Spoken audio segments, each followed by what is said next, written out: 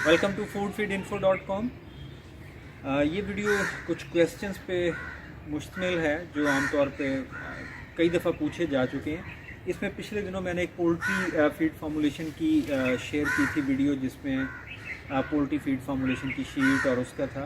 तो उसमें से एक क्वेश्चन आया था कि अगर हम इंग्रेडिएंट जो यूज़ कर रहे हैं उसमें मॉइस्चर कंटेंट जो है वो 10 से 15 हो जाता है, तो उस केस में हमारी फीड फार्मूलेशन पे क्या इफ़ेक्ट आएगा।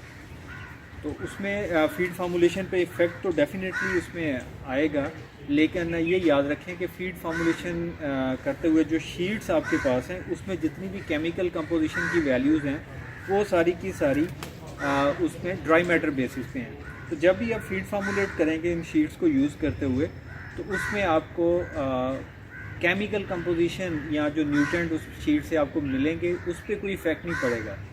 लेकिन जितने मॉइस्चर कंटेंट डाइट के आपके ज़्यादा होंगे तो उससे जो डिसएडवांटेज होगा वो ये होगा कि अगर आप 100 kg ड्राई मैटर बेसिस पे फीड बना रहे हैं तो आपकी अगर ड्राई मैटर की वैल्यू जो है वो कम हो गई है, तो अल्टीमेटली जो एनिमल को 100 kg फीड जाएगी उसमें उसको न्यूट्रिएंट्स जो हैं वो कुछ कम मिलेंगे। तो ये ज़हन में आपने रखना है कि आपने ओवरऑल डाइट बनाने के बाद चेक करना है कि डाइट का ओवरऑल ड्राई मैटर कितना है। तो अगर वो ड्राई मैटर 10% मॉइस्चर से ज़्यादा हो जाता है, तो इसमें मॉइस्चर जो है वो 12 है, 14 है, तो अकॉर्डिंगली आप ड्राई मैटर इनटेक को एडजस्ट करके अपने न्यूट्रिएंट्स को चेक कर लें कि उसमें से कितने न्यूट्रिएंट्स जो हैं वो अवेलेबल होंगे। तो ये शीट के मुकाबले में वरी ना करें कि वहाँ पे आपकी कोई फार्मूलेशन में डिफरेंस आएगा। Not at all. शीट में जो केमिकल कंपोजिशन है that is on dry matter basis.